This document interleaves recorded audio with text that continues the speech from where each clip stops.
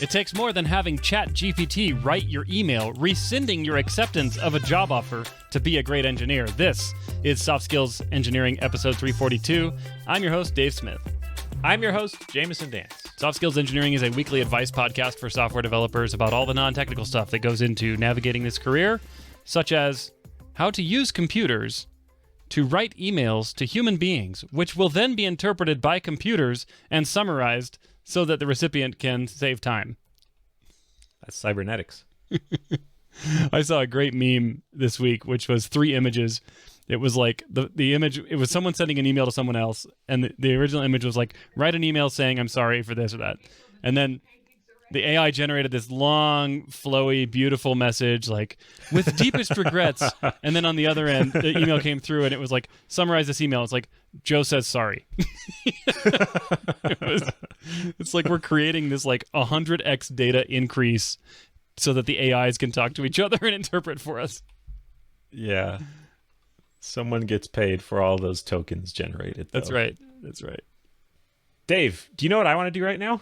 I do, but I want you to say it. Okay. That's also what I wanted to happen right now, how I wanted you to reply. So all is according to plan. I want to shout out our patrons that contribute at the level that we do this every week. I want to thank Andrew Reales, Connie Lee, Valentina Datafold, Santa Hopar, Noah Fraser-Logue, Kent C. Dodds, Jenny Kim, Owen Chartle, Craig Motlin, I Love Mavis, The Stochastic Parrot, Alice Jost, Lan Fair, Will Gwingologogori Chawillarobado Williantisilagoggo. Wow. I feel like it's been a while since I've tried. Yeah, you pushed all the way to get through most of the letters. That was pretty good. I feel like I owe it. You know, they're okay. Getting their money's worth. Coshocton, Ohio, patreon.com.au, we're hiring Ira Chan, Monkey Face Emoji, Jonathan King, testingisdocumenting.org, Oladapo Fadier, Will Angel, Agner, Nick Hathaway, Travis Sanders, Braden Keynes, John Grant, Bartek Tukowski, Cody Sale, Nick Cantor, and Philip John Basile. Thank you, thank you, thank you. We appreciate it. We show our appreciation by saying these words and also by, you know how in cartoons when you snore, the snore noise is like, it's like something what? like that. It's like, oh, okay. Like it has a little yes. little music to it, little tonality. Yeah. There's like the snore noise. I am aware of that, and now I'm very eagerly awaiting how you're going to tie that into this. Connie Lee. That's what we do. We repeat these as our snore noises. That's right. Yes. To just I forgot about that, but I do that. Yeah. I mean, it's been such a habit that yeah, I mean, it's like breathing. I don't even think normal about it. now. It just happens. Yeah. Also, if you contribute any dollar amount by going to softskills.audio and clicking support us on Patreon, you'll get an invite to our Slack team. And we found a new thing to spend money on. We bought the yachts, and now we are publishing episodes on YouTube, which has some editing and various costs associated with it, but hopefully is a way to reach more folks. So thank you to people for supporting, and it helps the show. Thank you. Yep. The yacht, we just couldn't spend all the money on yachts. We ran out. There was too much money left at the end of the yacht. I mean, once you have 5, the marginal value of a 6th yacht is pretty low. It's low. Oh, shoot. My other 5 yachts are all in the yacht shop. Good thing I have my 6th yacht. That doesn't happen that often. Not often enough to justify the hundreds of millions of dollars. Should we read a question? Yes. I would like to do that. I also wanted to say we have over 900 people in the Slack community now, so if you join, you get access to 934 amazing people who smell great. There's no question about that. The smell in there is just so aromatic. It's great. All right. Well, that's also like joining makes you smell great if you don't already. So yeah, true. That's part of how we can guarantee that. Right. Okay, so this question comes from an anonymous listener who says, "Hello, Dave and Jamison. Thanks for your great work. Your podcast has the bizarre magical property of making me look forward to long drives." Well said. Continuing, I have been feeling anxiety over losing my job to AI, especially after all the Chat GPT stuff from a few months back. I know that it definitely isn't flawless, but I know that this technology will just keep improving as time goes on. I'm a software engineer with 2 years of experience, and I can't help but feeling like I will lose this amazing career in the near future. I left my old line of work a couple years back, and I'm in my mid-30s. So switching careers again is a dreadful thought. Is there anything you can suggest to ease my anxiety? Will being more social with my coworkers or aiming towards management help reduce my chances of being automated? Any advice would be great. P.S. If someone tries to replace your podcast with an AI-generated one, I will boycott them and stick with you.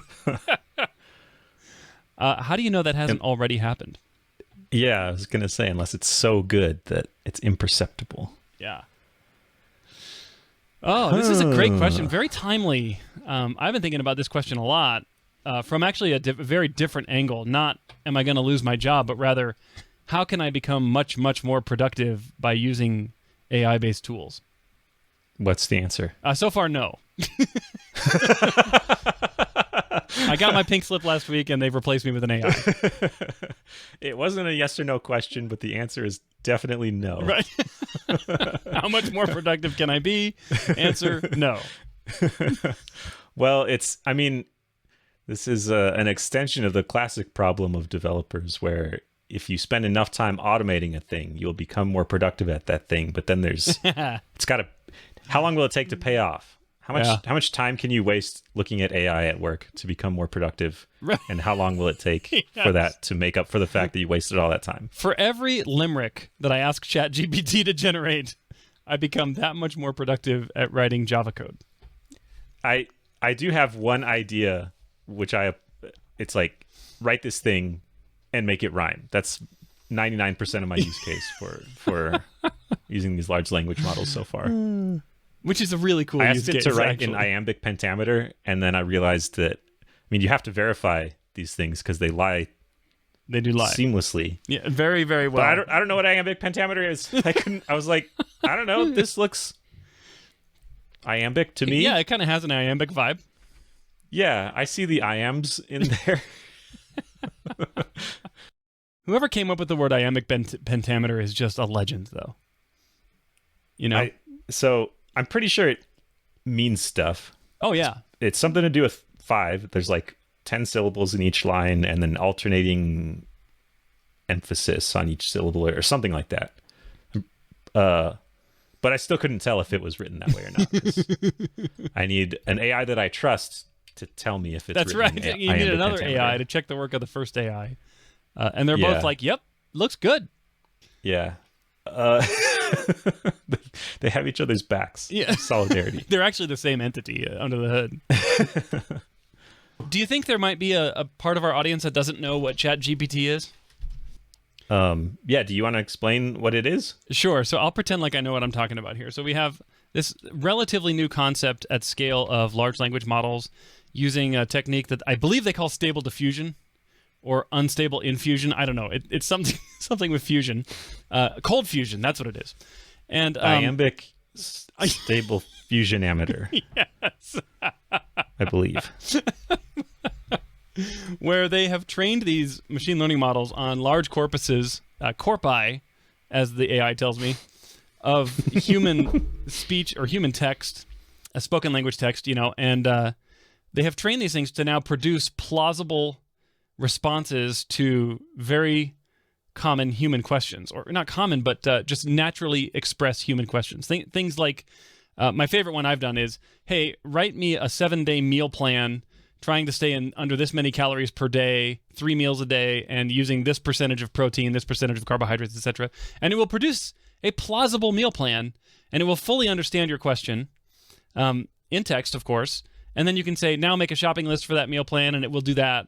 The fear here is that this technology will be able to produce code that can replace human software developers, which I think is interesting and quite, it's a possible outcome in the future.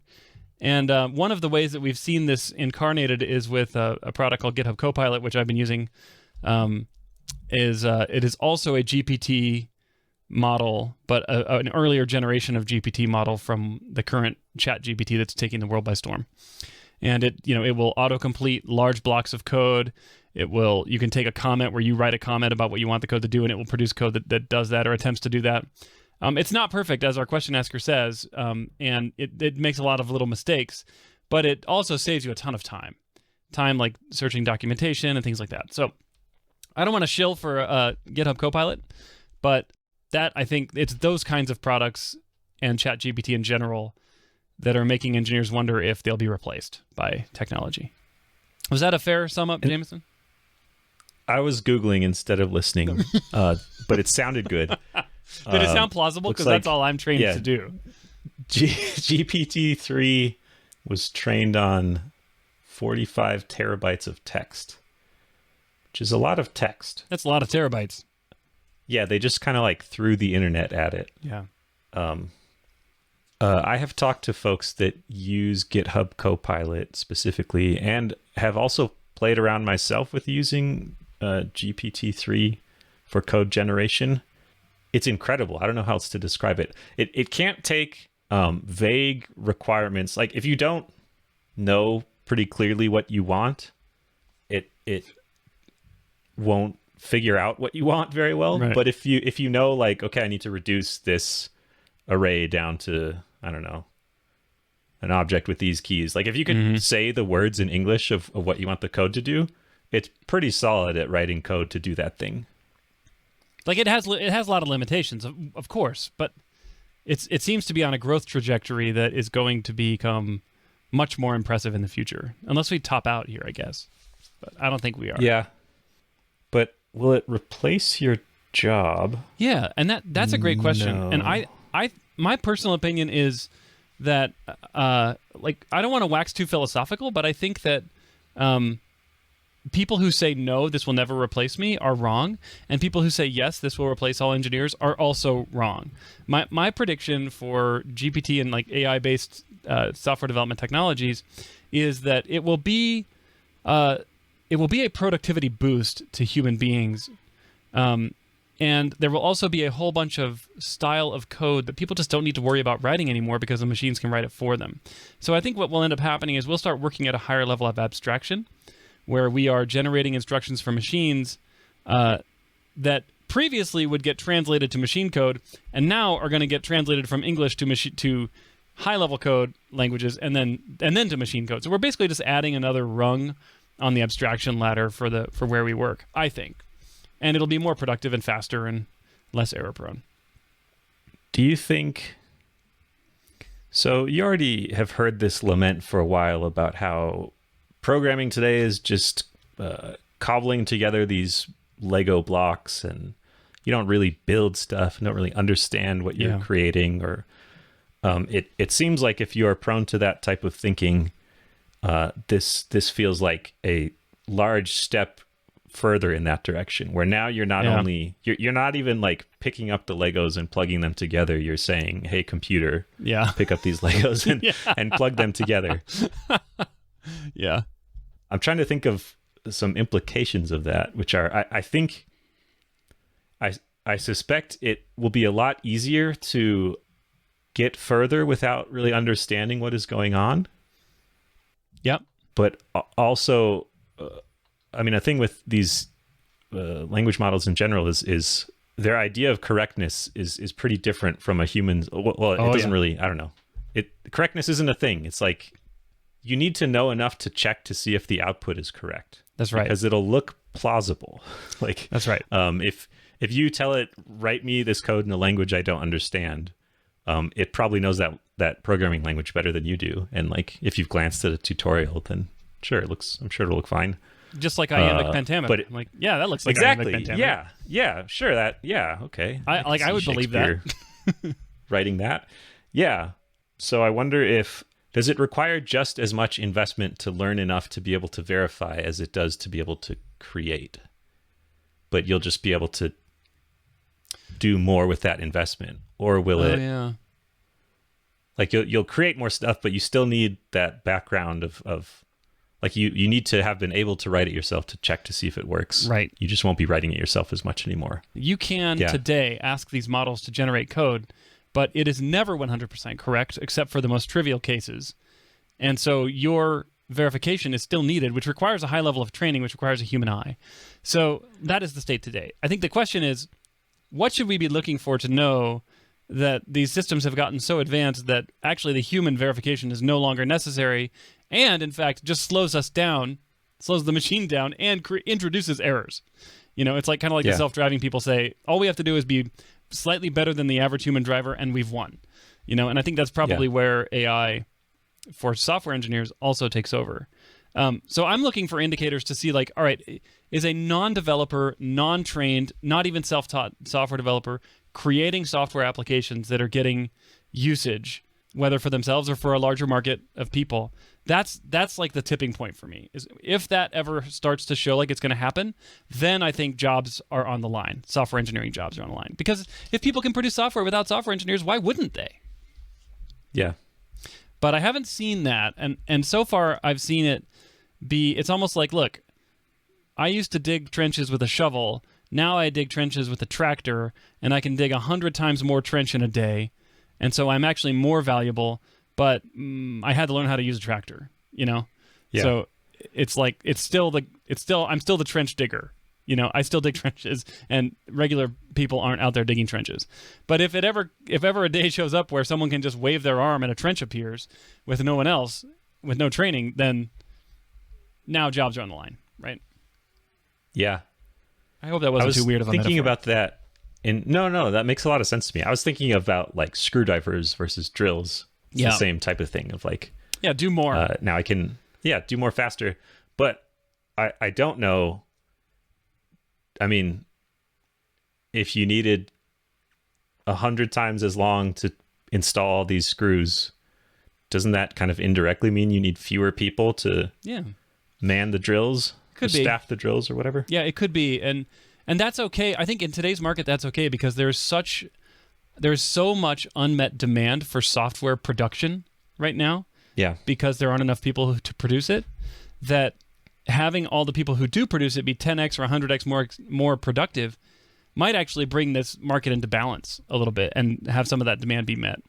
So personally, I'm optimistic. Like, my short answer is no, I don't see any jobs on the line right now, but I do look forward to a day where we are all way more productive because we're using AI assistants to generate our code faster and with fewer errors. Had an important, insightful thing to say. Well, I know one way to get that insight to come. Oh, yeah. Even the hint of the next question I did brought it back out. I did it.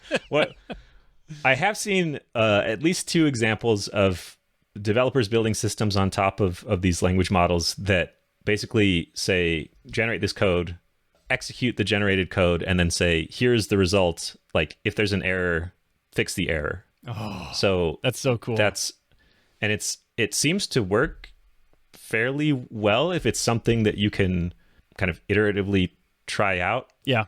So that's a cool workflow. That is so cool. I love it. And I think we should be embracing that as developers. I think the absolute wrong thing to do at this time is to go, ooh, AI bad, hurt jobs, cost money. No, like, bring it on. Let's see if we can make ourselves more productive. The Lisp people were right. You just need to have like a REPL-based workflow, and then you stick an AI where the REPL was. They were right about having a REPL. They were wrong about the syntax. Yeah. Just to reinforce my point that I think it's going to make us more productive is that I actually took a big block of code this week and I pasted it into Chat GPT and I said, explain this code for me. And it produced a very succinct, nice explanation of the code where it called out the most important functions in the code so that I could go look at those and then be like, aha, yes, it's right. And it kind of helped me focus. So instead of just reading top to bottom, line by line by line, it said, hey, this is a class interface and these are the 3 most important methods and here's what they do. And I'm like, aha, I could go kind of figure that out without having to be distracted by noise or, it was like 700 lines of code or something, right? So it would have taken me some time to read all of it. And you don't actually read code line by line. It doesn't make sense if you do that, right? Because the call sites and call order is different, and so you actually it's nice to have a starting point. So there you go. Just one more example of how it's making me more productive and saving me time to get a job done. And I think we're going to see a lot more of that. And I'm leaning into it. Actually, I demoed some of these tools to my teams over the last couple of weeks, and I'm going to make it mandatory to have some of these tools installed in their IDEs, because I'm like, just having it there is enough. It's worth a few bucks a month to have every developer save, even if it's just 10 minutes a month. I'm happy to pay $10 for those 10 minutes. So what I would love is the ability to just hand a code base to it and say, and then interrogate it for things about the code base. Because I could see that working well with the existing systems if it's like a self-contained chunk, or if you write your whole code base in one file. Imagine maybe that's an argument. Imagine a world where you can point an AI at a giant legacy code base and say, okay, here's my code base. The product manager has asked me to add a feature that looks like this, and then just paste a link to the product spec that the product manager gave you, and say, where should I go to start working on this, and what edge cases should I be aware of, what failure modes should I be aware of, and just imagine it being able to go do that research on 100,000 lines of code, and then come back to you and say, here are 7 gotchas you should be aware of. Like, this is a productivity booster. Huge. So I'm super on board. I am totally plugged in and ready to go, ready to embrace this future. But I also don't think it's going to cost jobs. I think it's going to make us more awesome. My boss has been talking about cybernetics a lot recently as a way to think about this, where I can't remember the exact definition they used, but I'll make one up. Good. I hope you would. You mean just like a Chat GPT? Yeah, exactly. Perfect. It's tools to augment human capability. So you wouldn't say, computer, what should I do? You would say, like, computer, I want to accomplish this task. Help me do it faster, better, more accurately. Help me do the thing. Yeah, not like figure out what to do for me necessarily. That's right. I guess that. Although, why not? Boundary. Computer, here are the things I like. What should I do today to maximize my happiness? All right. Now we must go to the next question. Okay. I think you're up for this one. Yeah, I'll read it. This is from an anonymous listener who says, it's review season. I am an IC software engineer. IC stands for individual contributor, so not manager.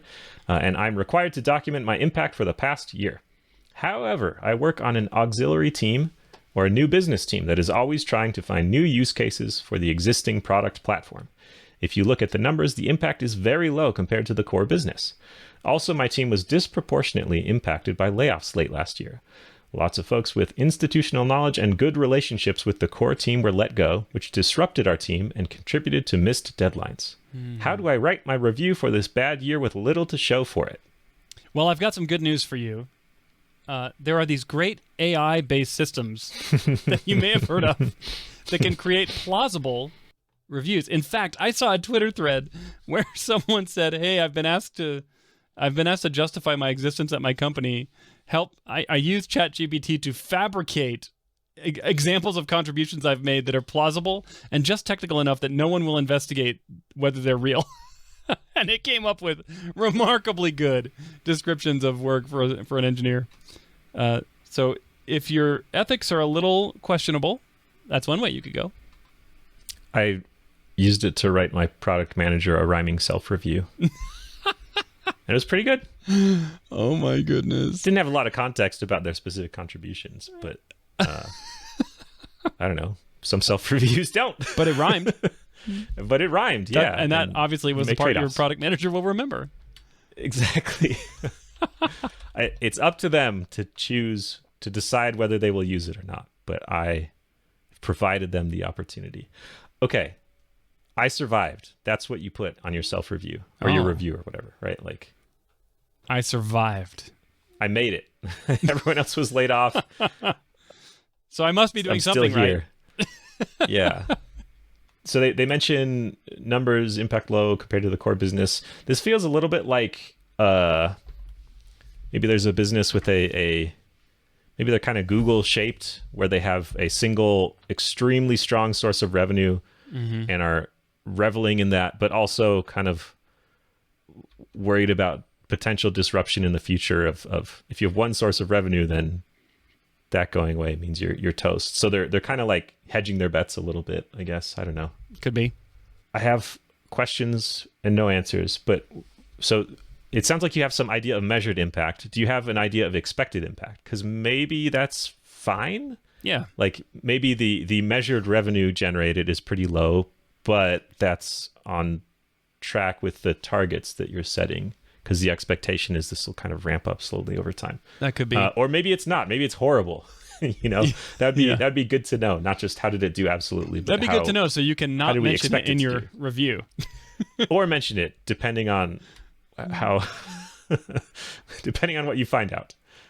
I think in a world where your impact is limited to the business by virtue of your position in the organization, the way that I would focus my review is based on demonstrated proficiency and competency and contributions within that limited potential, so that I look more high potential to my employer despite those limitations on my contributions. But I would not dwell on the limitations and share a bunch of reasons. Well, here's why I didn't make a big impact this year. Well, these reorgs happened and people got laid off who were really important. Like, that is not at all relevant to your performance within your sphere. And all you can be expected to do is perform well within the lane that you've been placed in by your leaders. Now, I'm going to wax philosophical here a little, but you've definitely been potentially the victim of some circumstances. But I hope that this lesson, you've taken away a lesson from this, which is that you have been in a low impact area and that has hurt you, and now that's coming clearly into focus. If you see things like this happening in the future, it's a very good idea to try to navigate around them so that they don't become a limitation for you, as hard as that can be. So get to a higher impact area, or see if there's work you can do that helps your area have higher impact, kind of. Yeah. Is that what you're saying? I think so. And easier said than done, right? Yeah. I'm sure the business would be pumped if your area didn't produce a lot of revenue and then you said, I'll change it. And then you did, right? Like that. Yeah.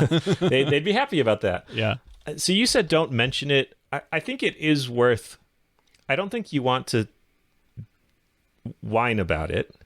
Definitely But not. I think it is worth saying something to help provide the context for what you've delivered, because it's possible that the folks reading your review haven't thought about it as much, or it doesn't affect them as much. True. So I would still put in like a little blurb about, like, despite challenges of, I don't know, you don't want to sound bitter, but acknowledging, like, my whole team was let go, and and I managed to do So the way that I would couch, that. I would couch, yes, that's what you just said at the very end is exactly what I think is a valuable way to couch that, which is not look at all these bad things that happened to me and I survived, but rather I chose to operate professionally and supportive of the organization despite headwinds.